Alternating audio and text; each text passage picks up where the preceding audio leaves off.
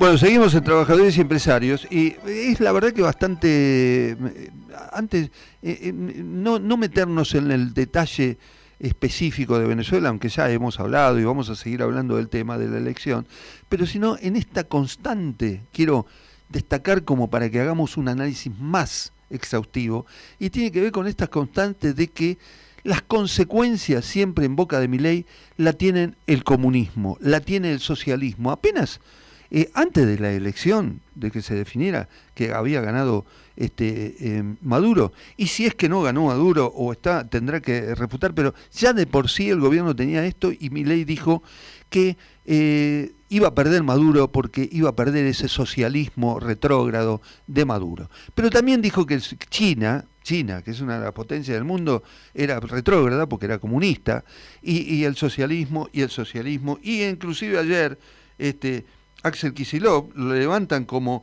dirigente socialista y comunista, y el propio Kicillof termina diciendo que algunos imbéciles me acusaron de loco y de ver comunismo en todos lados. Otros decían que ya no existe más el comunismo y que soy un exagerado. Lo decía Kicillof, pero digo, todo este tema para decir que el socialismo es lo peor, el peor de los males, según Milei y según todos sus exégetas que repiten como loro lo mismo. Entonces dijimos desde Trabajadores Empresarios, vamos a llamar a un dirigente socialista, vamos a llamar al presidente de la Confederación Socialista, Oscar González, un hombre de larga trayectoria, y que nos explique un poco por qué el socialismo es el peor de los males. ¿Cómo te va, Oscar? Luis Lauge te habla, ¿qué decís? Hola Luis, buenas tardes. Bueno, gracias por llamarme. Y ¿Qué puedo te decir? llamo con desesperación, porque uno puede cuestionar cualquier cosa, pero el fanatismo desbordado es una locura, ¿no? ¿Cómo es la historia del socialismo? ¿Es tan así? ¿Es tan imbécil como dice Milei? Bueno, el socialismo básicamente es no solo una teoría económica, es básicamente una filosofía práctica y es más que nada, yo diría, una sensibilidad, una preocupación que tiene a lo largo de la historia millones y millones de seres humanos en favor de una mejora de las condiciones materiales y morales de la humanidad en general. O sea, es un movimiento tan vasto, tan profundo, históricamente tan antiguo, que frente a estas absurdas calificaciones de un insignificante presidente como es Milei, que ha tomado como consigna la retórica antisocialista, a lo que llama excremento, Sí, en exacto. fin, todo tipo de descalificaciones. Nosotros, los socialistas de Argentina al menos, y los de España también, y de otros países, vivimos esta campaña agresiva, reitero, absurda, de Milei contra el socialismo, en una ambigüedad entre, por un lado, un enorme desagrado, como corresponde, pero a la vez casi con complacencia, porque una persona tan insignificante, de tan limitados conocimientos, cultura, formación, trayectoria, se dirige así, no hace sino poner en evidencia su medianía y su catadura moral, personal e Sí, intelectual. Lo digo con absoluta convicción sí. y con total claridad. Nosotros los socialistas de Argentina estamos en el horizonte político argentino con sus más y sus menos, con sus errores y sus aciertos, con sus influencias y con sus problemáticas, desde el nacimiento de la organización nacional. No se olvide que los primeros socialistas llegaron de Europa, en este caso, Sí. a lo que era la Argentina, que todavía no era la Argentina de hoy, en los años 40 del siglo XIX. Eran los emigrados de la Comuna de París, después llegaron los emigrados de la segunda Comuna de París en los años 70 del siglo XIX. Ahí llegó Alicia Moró, que había nacido Nada poco menos, tiempo ¿no? antes en Londres, hija de comuneros de la Comuna de París, de 1871. En fin, la trayectoria del socialismo en Argentina es tan extensa, es tan rica y es tan influyente, y quisiera hablar un poco de eso, de la influencia del socialismo en la política, en la economía y en las instituciones argentinas, que nada de digamos, de esta retórica vulgar, soez, grosera, descalificante, le puede hacer mella. Entonces, es esta otra visión que a veces tenemos los socialistas, donde por un lado nos perturba, porque siempre es malo que hablen de lo que uno considera su ideología, su filosofía, digamos, sus ideas, su propia familia en términos políticos, sí. Pero por otro lado, admitimos que es parte del triunfo de las ideas socialistas. ¿Por qué? Porque si suscita estos odios de gente cuya personalidad está ligada precisamente al odio, precisamente a la intolerancia, es que realmente algo de bueno debe tener el socialismo si personajes de esta laya lo combaten con esa acritud. Así que... Oscar, una cosita, porque tenemos amigos en común y tengo amigos peronistas, socialistas, bueno, también amigos de derecha, ¿qué va a ser? La vida, no, en serio, pero digo, los dirigentes socialistas en eso son, te lo digo cariñosamente, como pachorrientos y qué sé yo, y bueno, pero déjalo, si lo dice Milei, no, hay que explicarlo, el socialismo fracasó en el mundo. Por más que ahora, bueno, cayó el muro de Berlín, lo que sea, pero ¿se puede considerar un fracaso como para que cualquier dirigente hable del fracaso del socialismo y de las ideas del socialismo o no? Sobre eso te quería decir algo. Dale. Yo creo que el socialismo como ideología, como práctica política, fue enormemente exitoso en el tramo de la historia de la humanidad, desde que podemos enunciarlo como teoría, digamos, a partir de la mitad del siglo XIX en adelante. ¿Por qué? Si bien los regímenes autodenominados socialistas o incluso comunistas, y hablamos por supuesto, que sucedió a la revolución bolchevique de 1917, en fin, diversas experiencias que se llaman a sí mismas, se llamaron socialistas, particularmente el llamado socialismo real, que refiere a las denominadas democracias populares del este de Europa, y que tuvieron, digamos, toda el desarrollo y el posterior desenlace que todos conocemos, a fines de 1989, 90, etcétera, el famoso derrumbe del socialismo real. Pero al margen de esas experiencias institucionalmente autodenominadas socialistas, algunas de las cuales podíamos desde el propio socialismo cuestionar esa definición porque tenían ciertos perfiles que no se condicen con nuestra apreciación sobre qué es el socialismo.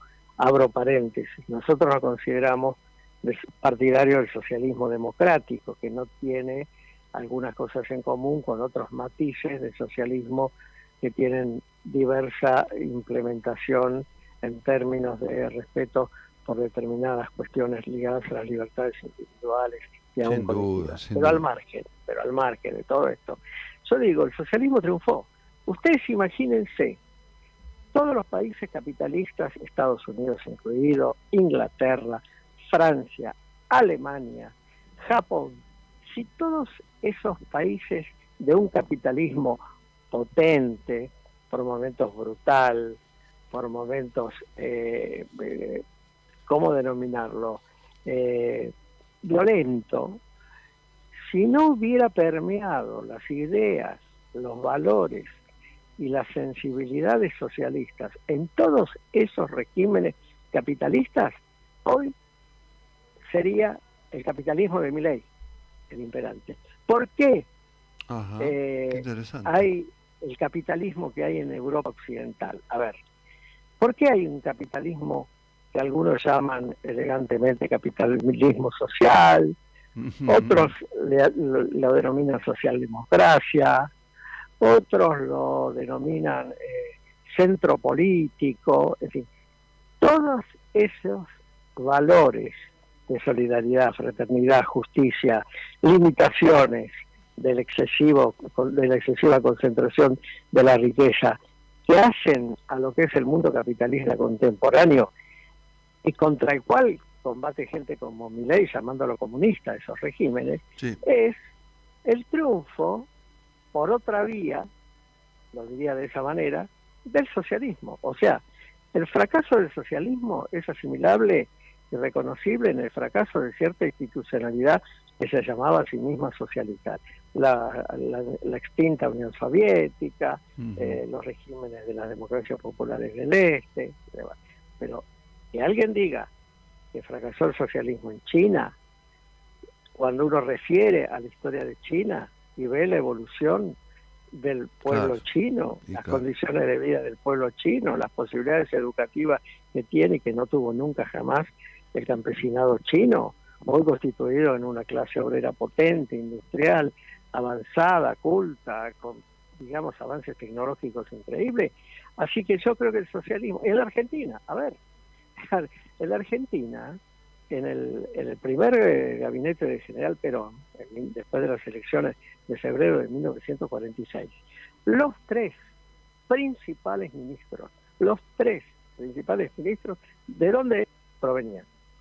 Del Partido Socialista. Sí, o sea, que tenían la ideología socialista. El ministro del Interior, el ministro de Relaciones Exteriores, es decir, el canciller, y el primer ministro de Trabajo de la historia argentina, porque no olvidemos que Perón había sido secretario de Trabajo y Previsión, pero no existía el Ministerio de Trabajo.